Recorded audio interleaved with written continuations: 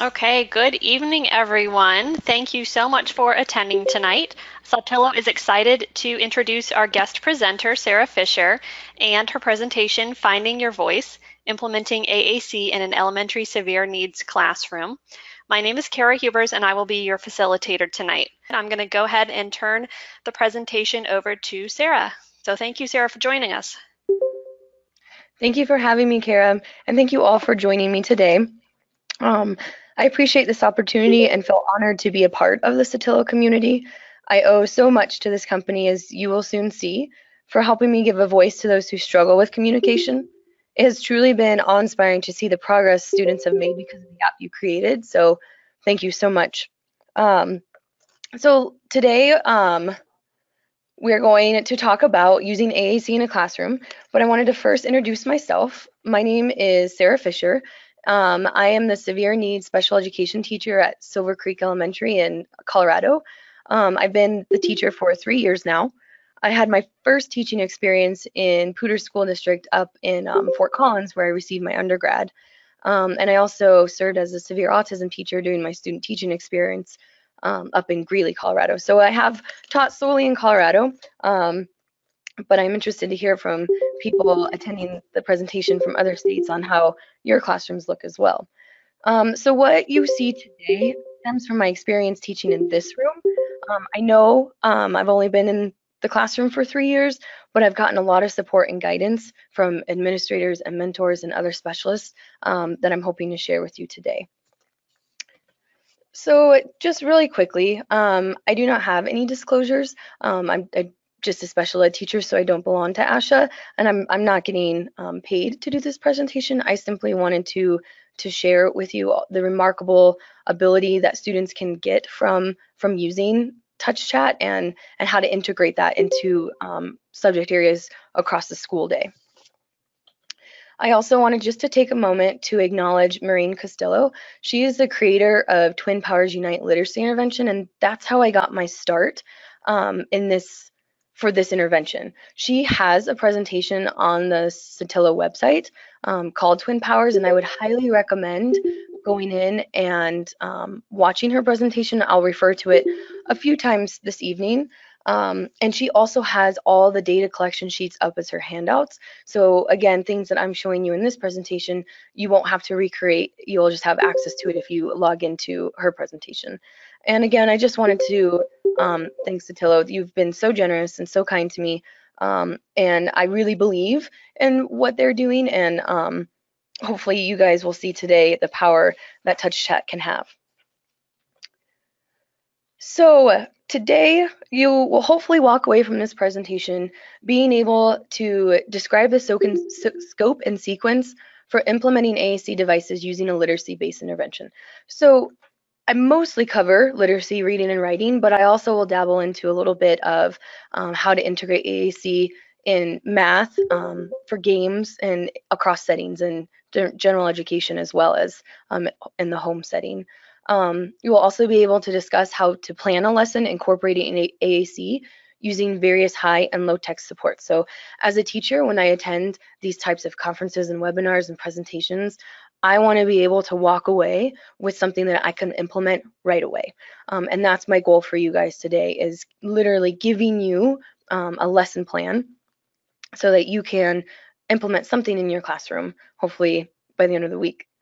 Thirdly, we want to participants should be able to identify the benefits of using AAC for students with unique communication needs across academic domains and settings. So we're just going to talk about why it's so important, how you can use it. I know it's tricky to have access to the device at all times, but just strategies on making it possible. We're going to apply ideas from the presentation to support AAC device both in the classroom and home setting. So I understand that we have a variety of participants in the audience today. Maybe you're a teacher or a parent or a speech language therapist. My hope is that no matter what profession you're in, you'll be able to connect on some level with what I'm doing in my classroom and implement part of those strategies into how you work with your students. And finally, we'll talk about generalization extension activities so students can continue to learn across time. So I feel like in a lot of classrooms, it's easy to implement it in a one-on-one setting or maybe during when you're reading a book. but it's a little bit trickier to use it in every classroom and everywhere you go. So hopefully this presentation will give you some ideas on how to make that possible. So here's just a quick agenda. I'm going to start today by talking about pre and post intervention data. I hope to catch you right away with how important this intervention is and show you how successful students can be. So I wanted to start with that data. And then I'm going to talk about the students in my classroom and what we did to make the intervention successful for each one of those. I'll give you some suggestions on maybe how you can set up your classroom to support students without overstimulating them. We'll plan for a lesson. I'll do a step-by-step presentation on how to introduce the word of the week, and I'll get more into what that means, and then give you a lot of different videos for teaching in action of me modeling and students doing. I know I'm a visual learner, so hopefully these videos will help you as well. And then we'll cover a few different extension activities so that you can, again, use the ideas across time. So let's go ahead and talk about how this project even started. I started this intervention 3 years ago with one student, and you will see him a little later on this presentation. And from there, with the success that he experienced, I moved it to the entire classroom. So the Twin Powers Literacy Intervention Program focuses on teaching students using AAC devices how to read, write, and identify dynamic learning map core words. So this list of core words, and like I said, Maureen will go in a lot more detail in her presentation about this, but essentially DLM core words are words that can stand alone for students who use devices. So they're words like, want, stop, go. They're words that overlap frequently with high frequency word lists that we see at the kindergarten and first grade level, but they just have more meaning. If you're capable of learning maybe 100 words, you wouldn't want one of those words to be of or the.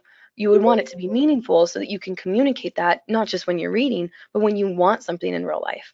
So essentially, that's how we chose the words that we did. Students will then read these words either verbally or with their device.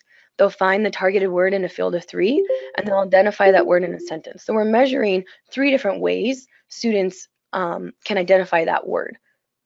The program teaches the students 1 word a week through various literacy activities, including reading level books with the targeted core word, pulling sentences with the word in it together, and writing the word using several mediums. So a lot of this I'll show you step by step on how to introduce the word, the activities we do to support learning, and we'll talk about why these words were selected as well. So here is pre-intervention data. So this was back in 2016, and you can see those words that I just mentioned. Up, look, me. These are words that they can use to stand alone. So before you even start the intervention, you want to collect data on what words you need to focus on. So this is a data collection sheet that's available on Maureen's presentation. And again, we're testing them in 3 ways. So expressively, can they say the word either on their device or with their voice? Receptively, can they find it in a field of 3 words? And in content, can they identify it in a sentence? So you can see at the beginning of 2016, the student knew 4 out of the 10 words expressively, half the words receptively, and only 3 in contents. So I used this data, I did it for my entire class, and from there I said, oh, well, the majority don't know look. Most of them know I, so maybe I don't need to use that word in this chunk of intervention time. So I use that data to guide my instruction. So after the 10 weeks, you can see that this student now mastered all 10 words receptively, all 10 words expressively, and 8 out of 10 words in context, which is huge. You can see below there bonus words. As he started learning these words quicker, I wanted to give him more opportunities and didn't want to focus just on 1 word a week. And so he, out of the bonus words, mastered 6 out of 10 receptively, 1 out of 10 expressively. We kind of went back that day, but that's great to collect data across time because maybe that was just a bad day. Maybe he does know more words, but we should probably retest to see. And in content, he grew a word. So growth, and that's amazing. it's not, what I want to really talk about though is that this intervention doesn't just work for one type of learner, it works for a variety of learners. And I'll get more into the demographics of my classroom, but you can see here, these 4 students all grew in all areas. The columns without graphs means that the student already knew the 10 words and retained those 10 words. So that's really important too, is that maybe a student got lucky and identified a word in the field of 3 or in that sentence. And so you can mark that. That doesn't necessarily mean they have it mastered. This data shows that across 10 weeks time, they knew it at the beginning, they retained it all 10 weeks, and they can say it at the end. So really powerful data. If nothing else, I hope that you can see that it is possible for all students to learn, even if it's just one word. And I wanted to just talk about using this intervention to drive a SMART goal. So teachers out there, you're already doing this work. I'm going to show you how you can collect data on a daily basis, super easy, super fast. So you might as well make a SMART goal out of it. So this goal states that when given 10 core words in various formats, the 3 that we mentioned, he will read the word verbally or with a device in 8 out of 10 opportunities across 3 data days with 3 or few verbal prompts by spring 2017. So you can see that it's measurable, it's doable because you're doing a maximum number of words. So you can see the objectives are broken down into how many words I expect him to read across that semester. So you don't want to double your workload. If you're already going to do this, you might as well make a SMART goal out of it. So I just wanted to take a minute to kind of show you the stars of the show. These are my kids. And I wanted to highlight them because they're all different learners. I have students in my classroom with autism spectrum disorder. I have kiddos with traumatic brain injuries, seizure disorders, speech language impairments, specific learning disorders, Down syndrome. But it doesn't matter. Those are just labels. It doesn't impact the way that it impacts the way that they learn, but it doesn't impact their ability to learn. So I wanted to just kind of talk to you about this, and that a lot of the times teachers see what I'm doing and they're like, oh, well, you got lucky, you know, you have a class that you can do this with. Well, I didn't get to pick these students. These students were given to me, and I have molded the intervention to meet their needs. So I wanted to talk to you about them because maybe you can relate to a student in your classroom, like, oh, well, he's very similar to this student, maybe I can try this type of intervention with him. So I just wanted to kind of, plus they're pretty cute kids, so I like to show them off a little bit. So I mentioned earlier of these students that 7 out of 10 of them use an AAC device in some way. So not all of them qualify for a device, but that's why I love this intervention, because you can also integrate low-tech supports through word cards and picture supports, so all students can still learn. And every student is able to participate in our group in some way. So I mentioned previously the student that I started this intervention with. This is him 3 years later, and I think it's pretty remarkable. So let me go ahead and play this video.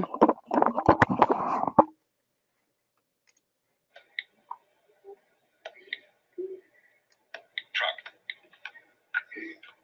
is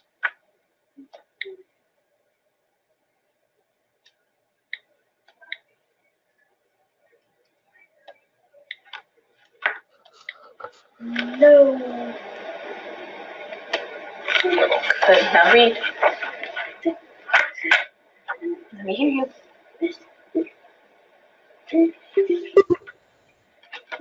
Truck.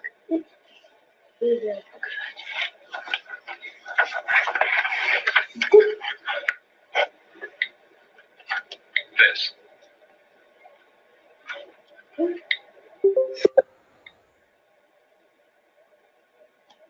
Truck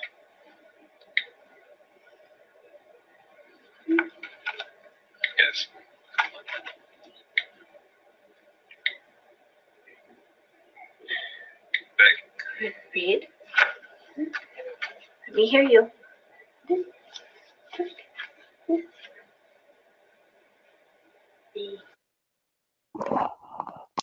So pretty incredible considering we started, first time I met this student, we were in a corner trying to blow bubbles just so that we can sit together. And now you can see with very minimal support from a para, he's able to find every word on his device from the book successfully. And I apologize for the way that the video is oriented, but hopefully you could see that he was touching each word as he found the word on his device, and that we still had that expectation that then he verbally read the words from the story. So pretty incredible what the student is able to do.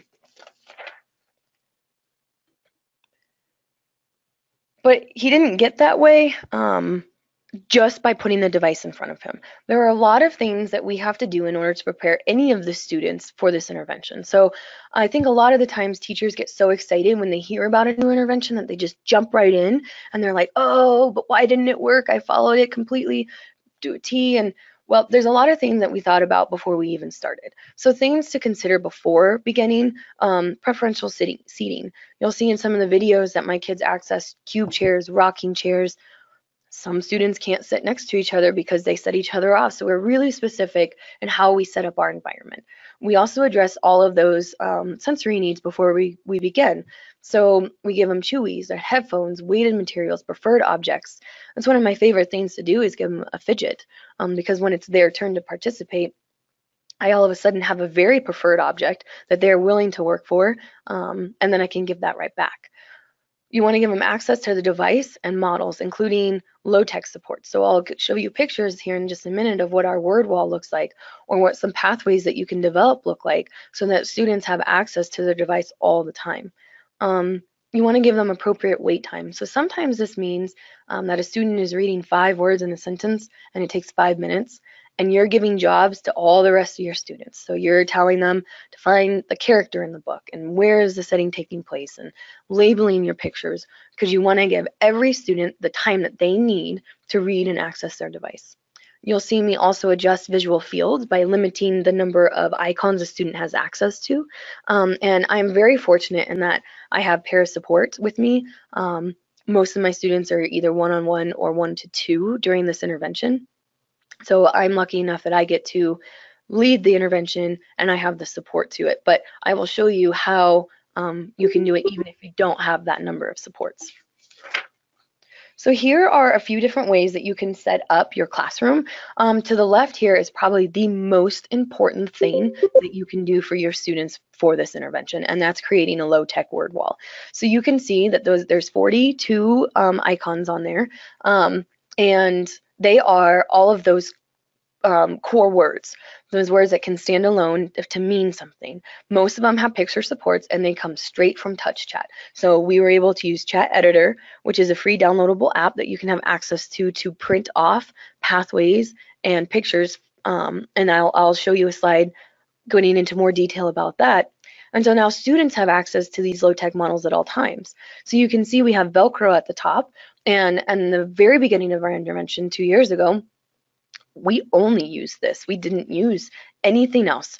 We just went around and read these words, and we created very basic I go, you need, he likes sentences that described something in our life. So if nothing else, please put one of these low-tech boards in your room.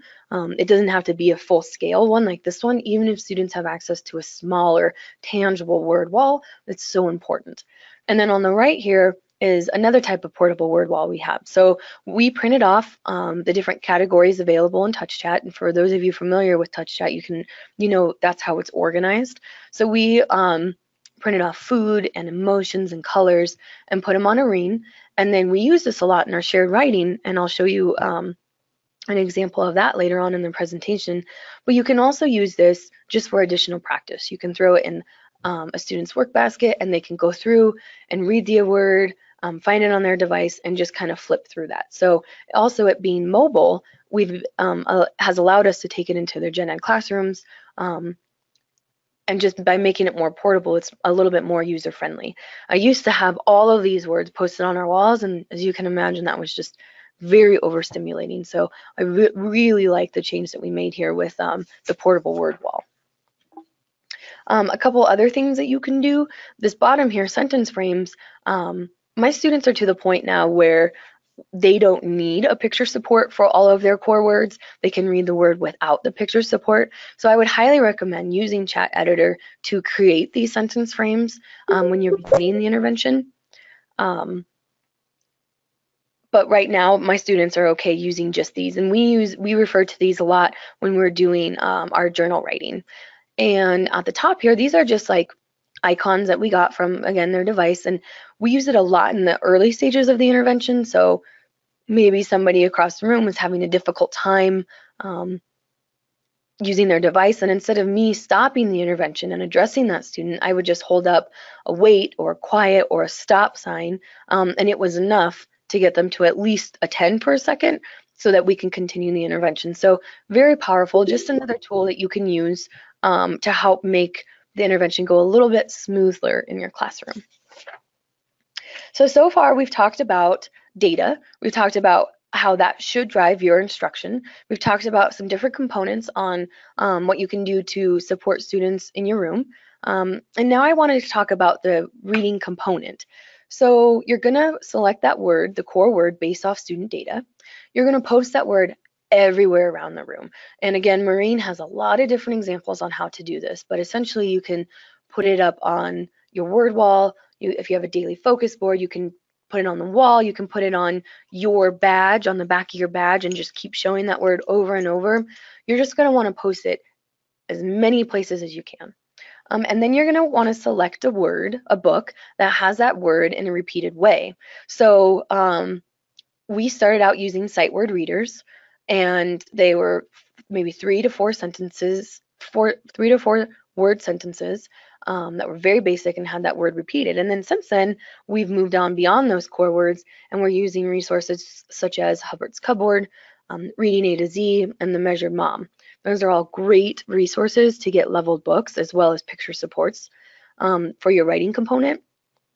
And of course, I utilize Pinterest. There's a bunch of different ideas that you can get there as far as books go and different tower ideas. And when in doubt, you can always write your own book. As my students got to be more familiar with the core words, I found it more challenging to find those repeated sentences with more challenging words like different. So I ended up just writing my own book, and that could be really meaningful and powerful to your students because you can customize it to what they need. Once you have your word in your book selected, you're going to want to familiarize yourself with the past. And I know that this sounds very basic, but you're going to save yourself a lot of time up there when you're modeling if you already know the device and if you already know where it is. Like some of my students are to the point where they can find the words faster than I can, which is great, but you definitely want to know those paths. And then you're going to want to prepare any of the extension activities that we'll go over. So in my district, we also can use leveled literacy intervention, or LLI, and those are just books. Hopefully your district has something similar, but you can also, like I said, use Reading A to Z or Hubbard's Cupboard. And then you're going to need picture supports. So when we do the shared writing component, you need pictures that match with the sentences in your book. So you can use Chat Editor to create these pictures, which is essentially the exact same icons on your student's AAC device that you can print out, or you can just copy the pictures from the book and use it for your sentences. So now you can really start the intervention. You have your word you're going to focus on, and you have the materials you need to teach it. So essentially what you're going to do is start off by showing the selected word in touch chat format. So you're going to take the word off your DLM cord word wall, and then you're going to go around to each student. And I make this mistake all the time as a teacher. The first time a student sees a word, I'm like, what is this? And then I'm surprised when they just look back at me. Well, they don't know it yet. So Monday and Tuesday and maybe even Wednesday, you're giving them that word. You're going around and you're saying, this word says stop. Stop starts with us, and you're breaking it down. You're showing them the picture of the stop sign that it goes with. You're just modeling and telling them over and over again where this word is. And then you're going to model for them how to find it on their device. Most of these words are on their home page, so that makes it really easy, but sometimes it could be on a describing page or maybe under your extra words that you need to go and access. And then you're going to model it over and over and over. You're going to use it in sentences. You're going to use it in different contexts. You're going to use it as many times as possible so that by the end of that lesson, that student is so sick of you hearing that word, but it's ingrained in their brain. And then you're going to read the same book at least 2 times during the week. So even in the 3rd year of this intervention, I really stick to no more than 2 books a week. Since we're in more complex books, I really only do 1, but I would not exceed 2 books a week. And the lesson plan example will break that down for you. Once a lesson is finished, you want to go back and have the student reread the word. So this time, after the 30 minutes that you've had, you've talked about it, you've modeled it, you should be able to have them say the word back to you, and that you at least, or maybe you are giving them a few physical prompts to find it on their device. And then the exit ticket, this is what I was talking about earlier with your daily data collection. Their exit ticket is reading all the words that you've done in your intervention so far. So if it's week 3 and you focused on words I, like, and go, those are the 3 words that you're going to test each student on really quick. You're just going to do it in flashcard format, and they're going to either find it on their device or read it verbally. And you can track that. So every day you're getting data on, are they retaining those words? And if you're finding that, ooh, a lot of my students forgot the word go, then you can go back and that next week you focus on that word again. We've definitely had to go back and focus on words several times.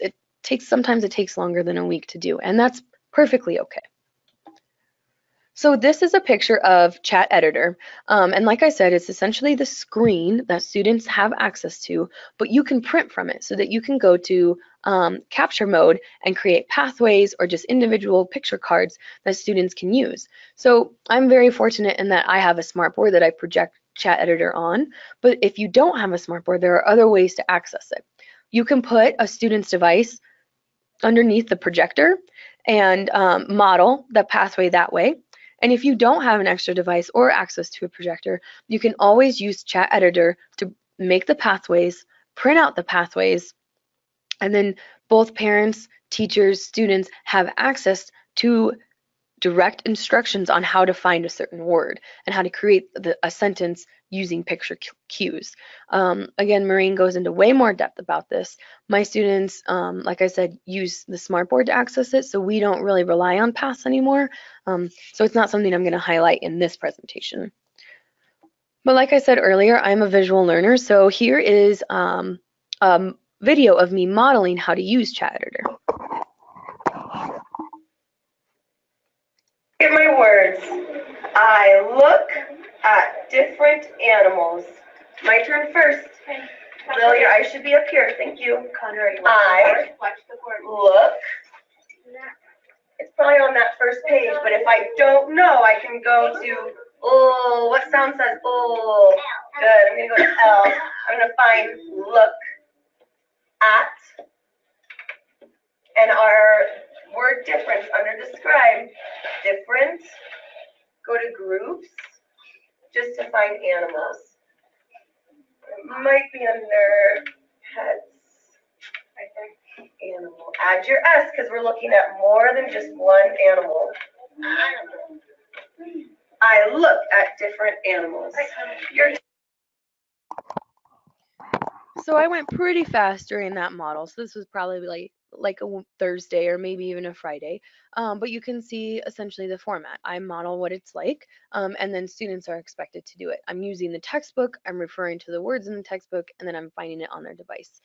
Sometimes we'll model the same sentence 2 or 3 times before I let students go and use their own device. But you can also hear in the background para support and them trying to also help the students create that sentence on their own device. So the routine essentially is that you first introduce the word and briefly talk about the book. You're going to read the title, and students either write the title on their device or the whiteboard, or they copy it from the book. So right from the beginning, you are having students identify a title of the story. You're going to talk about the author. You're going to identify what it's going to be about, make inferences on what the book will be about based on the title. You're going to have a lot of literacy, early reading skills just by the first prompt of writing the title. Then you're going to model it. It's very much of watch me first, than you do. After I model, I go around and I also support students and help them find words on their devices. Some students prefer to be independent when they're doing that. They don't like when you touch their device, and I can respect that. It's their voice. And so they don't have a pair on them. I'm just going by and helping them as we go. And then it's always important for students to read the text aloud after they found it on their device. So you modeled it, you've read it, they found the words, they've heard their device say it. Now it's their turn to say it with their own voice, if possible. And then maybe do a comprehension check, asking those WH questions that so many of us have goals around. Who is doing this? Where are they? And then you're going to move on to the next page and repeat over and over again. So here is an example of a student using Chat Editor on the Smartboard. Where? Good job finding R. Now R. Good. Sweet. R. Do you see the word we? You are so right here. Move your body so you can find we. We. Period. Did you find it? Nice. Do you want to write more? Where are we? Where are we? Nice job. Do you want to write the here and a fourth? Did you erase it? You're finished. All right. I apologize. I thought that we had fixed all of the rotating videos. I have no idea why it does that and why it doesn't save every time, so I apologize for that. But hopefully you got the gist of it. A few things that I wanted to point out from this video was giving him that wait time.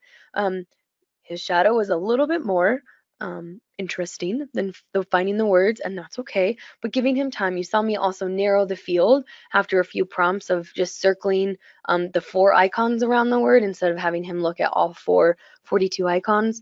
Made it a little bit more manageable for him. And something that I thought was really cool at the end was that he actually said finished. I asked, do you want to write more or are you finished? And we went over the word finished the previous week, so he went back and selected that word finish. It was pretty powerful in that he answered my question and told me, no, I'd rather go back and sit down right now. So some pretty powerful stuff. And again, students can model it in different ways, a projector, or you can have that written down on your pathways using Chat Editor.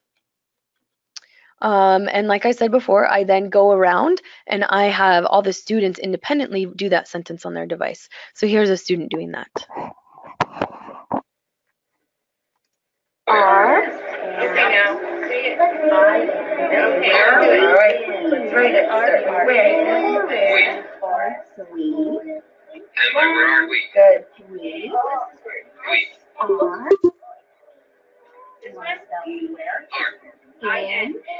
It's your question mark. We're asking a question. Okay, ready? We're asking a question. Ready? So we're going to put our question mark. R. We're going to put our question mark. Nice job. Now come down here. Good job. Yep. Good reading, Carson. So for those of you who can see upside down, you can notice that he's using the device again. I don't move my finger until he's found that word on his device. That's a strategy that you can use for those kind of stubborn students. And then you can see all the different things we did to set him up. He's in a cube chair. He's wearing a weighted vest. You can see his fidgets there on the counter. All things that we needed to do just to prepare him so that he can write these words on his device. And then after he wrote all those, we went back and reread that text. So that is essentially the reading component. And after that, every day we also do a writing component. So we integrate multiple subject areas, which is so important because students need to practice all subject areas, not just reading. So this is called shared writing. And what you essentially do is prepare those sentences before, and then this is when you use those picture cues so that students can go back and finish those sentences. So you can see a very simple repeated phrase, you go on the, and then the student picks an option so they have some independence in their writing, and then they write their name next to it so that they take ownership of that sentence. So while every student is while one student is up there creating their sentence, all the other students are writing that sentence on their device. So here is an example of me modeling the shared writing component. From our calendar, we're going to see different shapes. So I'm going to go ahead and go first. And I get to pick any shape I want. Some of them are a little trickier, but I'm going to go with triangle. The triangle is different. Don't forget to put your name up there. You got to write it kind of small today. Maybe we write it under. All right, I need all of you guys to write those 4 words. The triangle is different. Ella, you can get a whiteboard, and instead of writing the word, why don't you draw the shape? The triangle, you would draw a triangle. So again, pretty basic, just a lot of modeling, step by step. You're going to have the students come up and pick the picture, fill it in the sentence, and then reread the sentence. The intervention is all about scaffolding and modeling, so you can see that for some students, writing all those words is a little challenging. So yeah, drawing pictures is great, and then it also lets you know if they know their shapes or not. So one strategy you can use to modify. I just think it's a lot cuter when students model for you. So here's an example of a student doing shared writing. You know what that shape is? It's kind of a triangle, but it's 3D. Pyramid. Oh, good one. Everyone, see out a pyramid. Here we go. Nice job. Now you are going to write the pyramid is different. You might. So I'm going to go ahead and pause it there because you can see Connor is up at the board there. He's writing his sentence. He's going to write his name there. All the other students are going around and writing what he wrote. So then what you're going to do is take those sentences and integrate it into journal writing. So once they're all written, you're going to type them up and prepare them for their journals. So writing will look different for each student. There's so many different ways that you can write. You can use letter stamps. You can use pictures. You can use adaptive writing programs like PixWriter or BoardMaker. A lot of our students aren't pencil and paper writers, and that's okay. They can still have a writing journal they can share. You're going to cut apart the words and mix them up in a field of 2 to 5 words. So again, testing them on can they identify this word receptively. You're going to help students put the words back together. And then some students might copy that sentence in their writing, some might not. And then students draw a picture to represent what's shown in that sentence, which is really important because that's what a lot of our students are expected to do in the general education classroom when they're doing their writing. So something that they practice in special ed that they can generalize to their classroom. So here's a few examples of what journal writing looks like. You can see on the very left, the student was able to cut them all out, put the words together, and then write that word. The student in the middle attempted to draw a picture that supported her sentence. And you can see the one on the end, the student was still accessing letter stamps to create his sentences. So making journal writing as personable as possible. And then there's another activity that we like to do, an extension writing activity called Smartboard sentences, and essentially you model it first. Students put the words in the correct order and reread what they wrote. Again, students are using that sentence on their device while the other one's at the board, and this is a great time to talk about sentence structure such as capitalization, punctuation, finger spacing, fluency. You can do this low-tech very easily using sentence strips, cutting those words apart and having students put them back together. You can use your cord word wall for this as well with the Velcro strip. There's a lot of different ways you can do this. You don't have to do it on the Smartboard. And I'm looking here at my clock, and I'm going to go ahead and just show this video here of the student modeling, and I can show you what we did here to prepare the student for success. 3, 4, 5. Do you want your lines? Yeah. Okay. Come on up. Ollie, nice reading. All right. So what word are you going to start with? All right. I don't. Okay.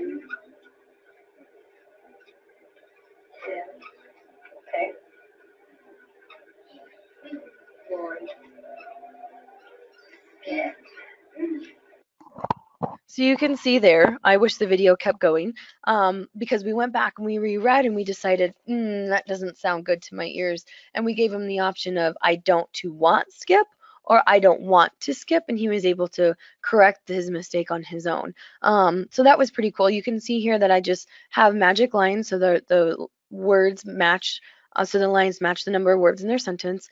And then we go back and we talk about how we have a capital at the beginning, finger spacing, words at the end. You can do this low tech very easily just by doing different sentence strips on or words on note cards.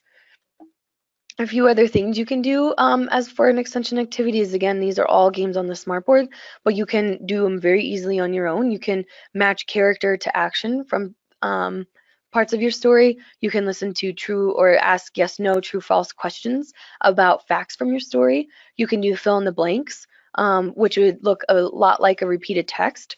And you can also do, if your students aren't to matching word to word, you can obviously match word to picture as well. So just different ideas that you can think about when you're planning extension writing activities. So here's what a planner example would look like. So on Monday, you would get your text, where, and then you would do your dice writing. Dice writing is the sensory writing component. It is part of your handout. Essentially what you do is you just put one of those squares on a dice and a student will roll it, and whatever it lands on is the sensory writing experience you'll have. So chalkboard, shaving cream, cotton balls, rainbow writing, there's a lot of different options there, and that way you can really help connect to those students who don't always write using a pencil and paper.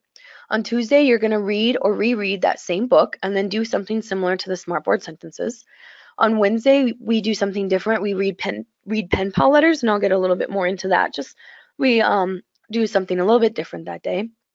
And then Thursday, you might get a new text that day and do your shared writing chart.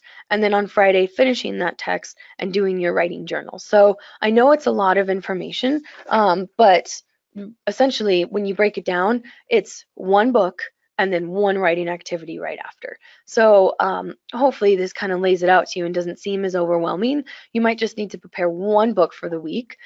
Your dice will be ready. You do your shared writing as you go, and then all you have to do is type up those easy sentences. And so it's pretty manageable. At the beginning, it took me maybe a half an hour to prepare each week, and now it's less than 10 minutes. So definitely doable for all you busy teachers out there. So Kara, I'm not going to stop for questions right now just because we only have 15 minutes left, and I want to save time at the end for questions. So I do have this slide here. As we go along, please jot down any questions you might have. And like we said, if we don't get to them, you can feel free to contact me through my email, and we will definitely get those questions answered for you. So here is an example of what the sensory writing looks like. You can see we do letter stamps and shaving cream. We just kind of make it fun for them. Give them a break from using their device for a minute, since we've done so much of it with the half-hour intervention, and just access different modes, but we're still working on that core word. I mentioned that we do pen pal letters, so I collaborate with another speech language therapist at a different school, and every week we get a letter and we send a letter, and it's pretty cool. It's like Christmas every Wednesday for them to open up their letter, and we read it together, and then we send a letter off. And this is just a way that we can practice our topic in a different format. So we're going over right now in my classroom action words. So we've been sorting action words based on our 5 senses, and that's been really fun. And we've sent off a lot of different letters to our pen pals about that. And then my school is fortunate enough that on Fridays, the last Friday of the month, we get a coffee cart. And so my students go around and they greet the teachers and help pass out the goodies on that coffee cart. So that top right, the top picture there are those pathways that I've been talking about. So you can see I just went on the chat editor, I printed off the words that I wanted, and then students can refer to that path when they're interacting with other teachers. We have a few games with devices. I do want to show you these just because they're really cool and they might give you some ideas on how to play with your student at home and use their device whenever it's possible. So here's a few videos. Would you like that?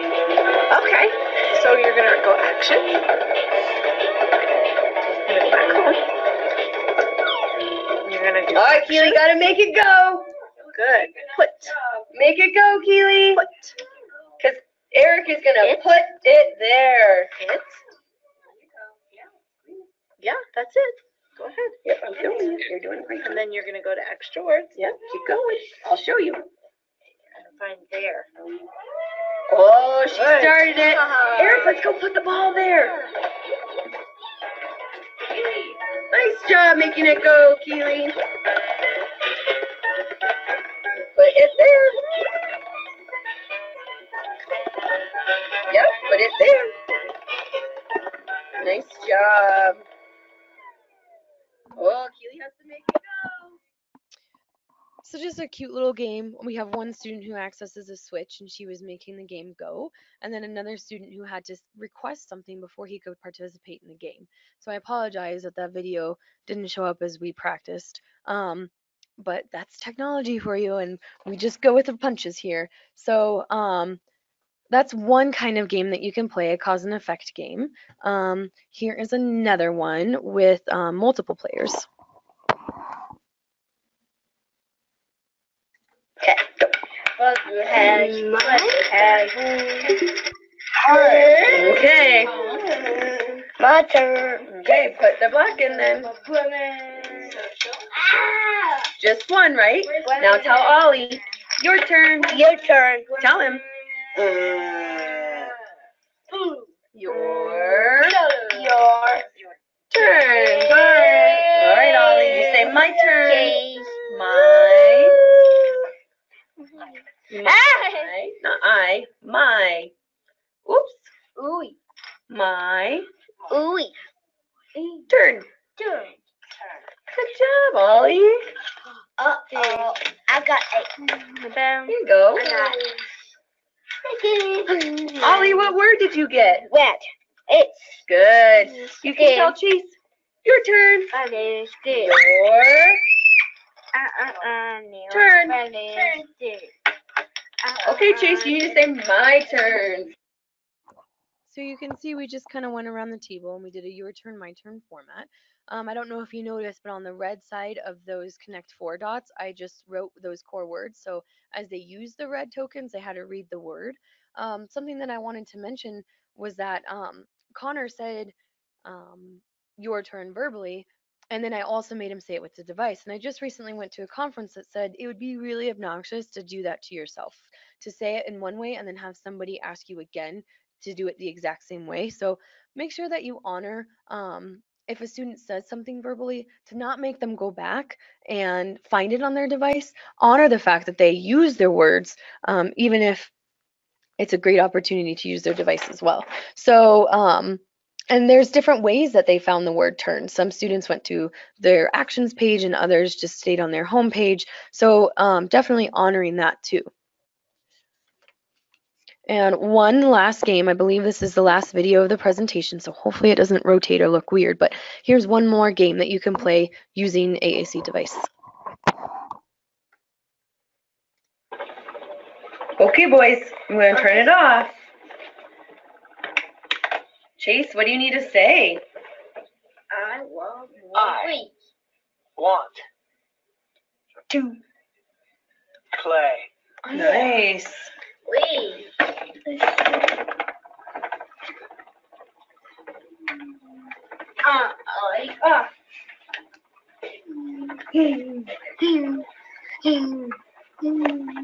Okay, Ollie. What do you need to say?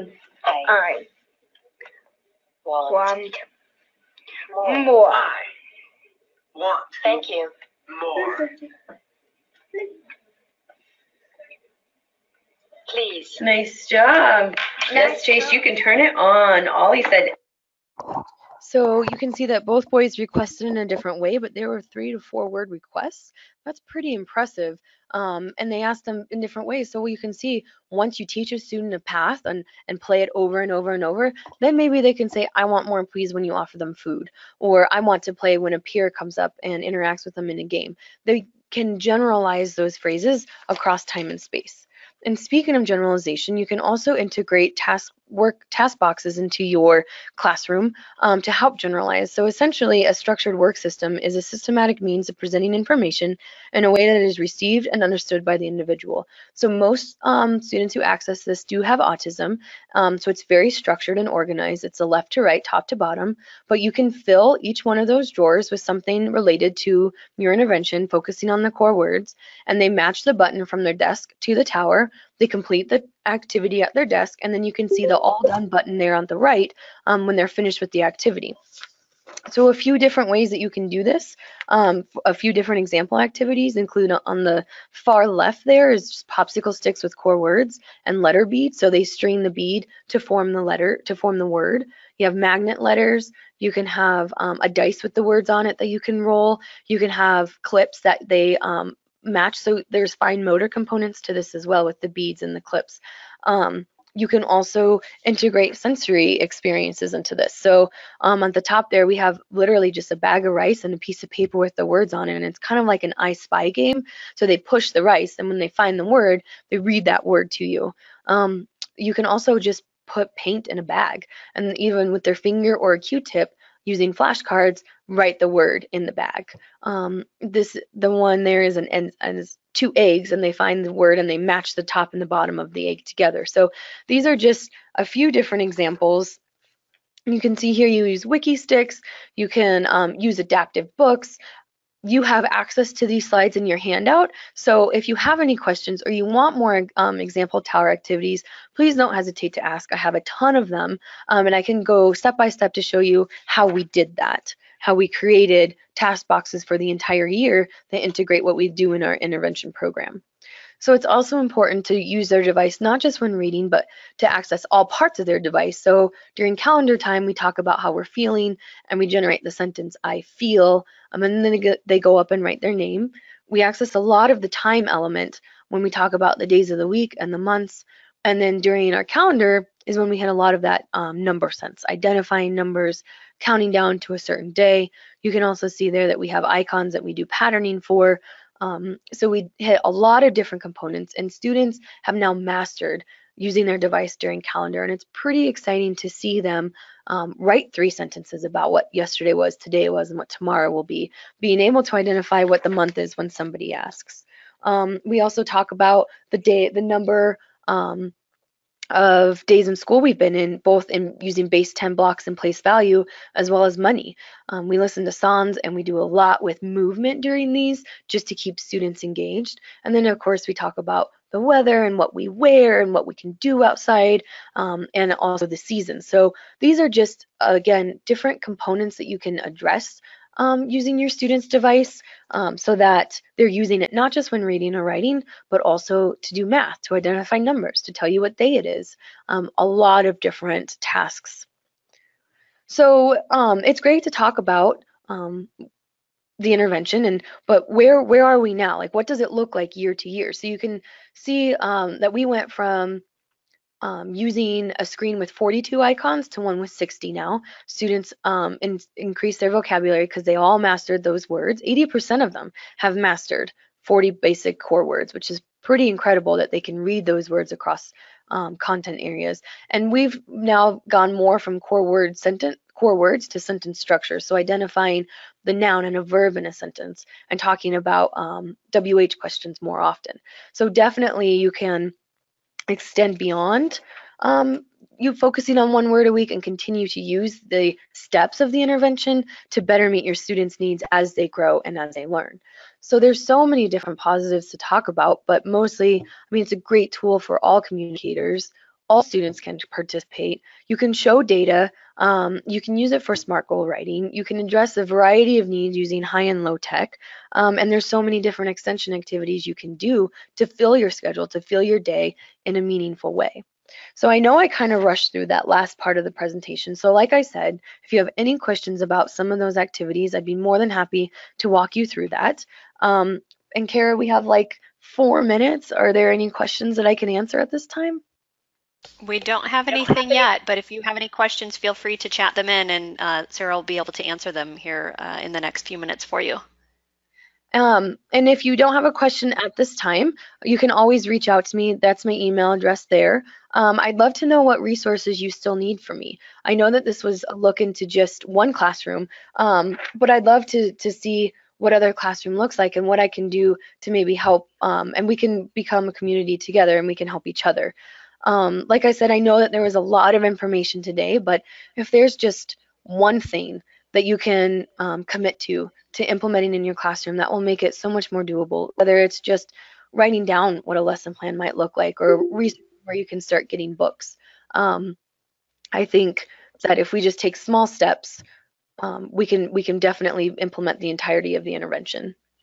Sarah, we do have a question that just came in, and it is, how do you collaborate with your students' SLP?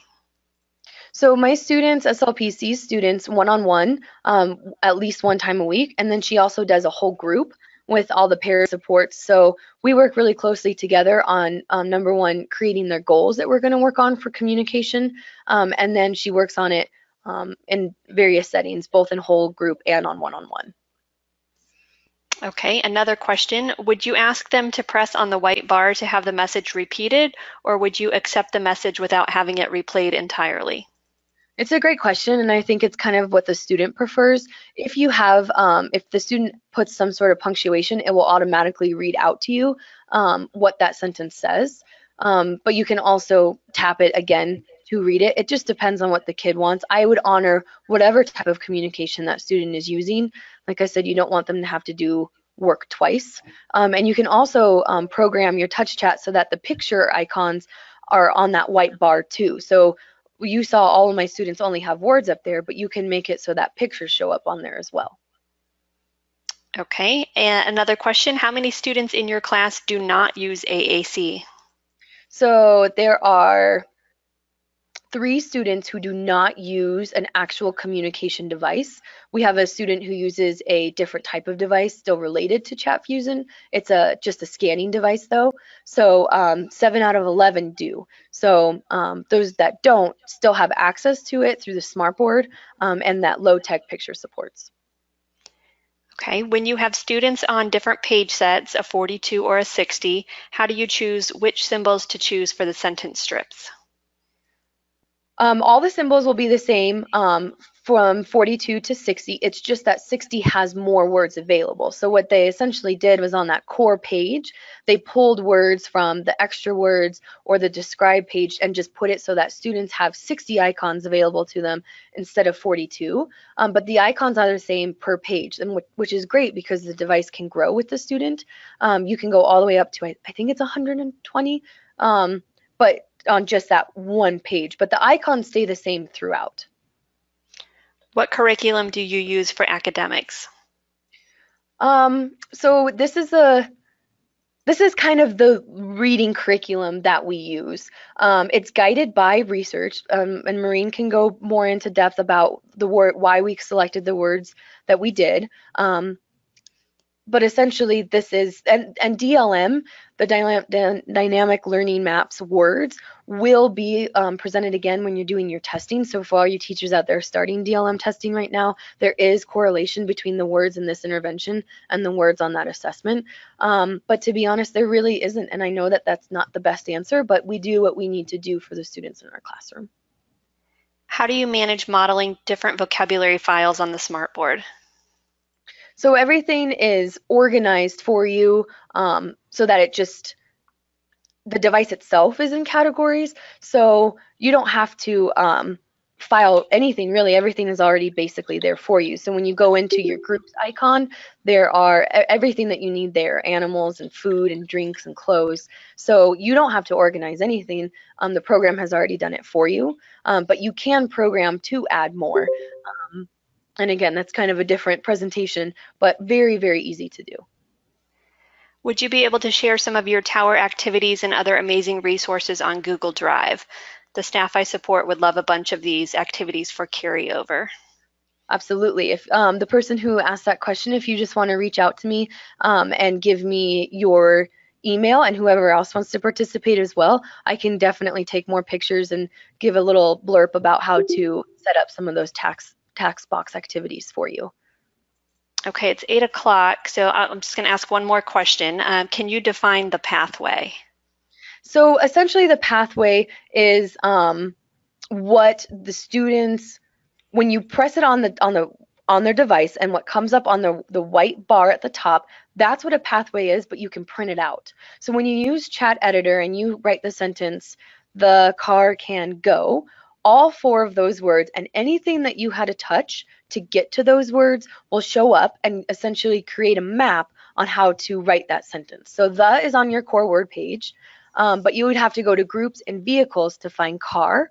So all of those icons would come up on that pathway. So it's laid out essentially exactly which icon you have to take to create that sentence. I hope that's clear. And if not, go ahead and email me and I can explain it further.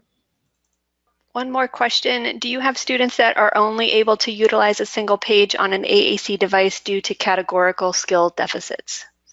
I've found that students in my classroom with modeling and using the device over and over again in a variety of settings start to understand that categorization, and we talk about it a lot in our groups. So when we're talking about something that we wear, we're going to talk about, well, where would we find that? And we go to closed. So most of my students do not have problems accessing different pages on their device.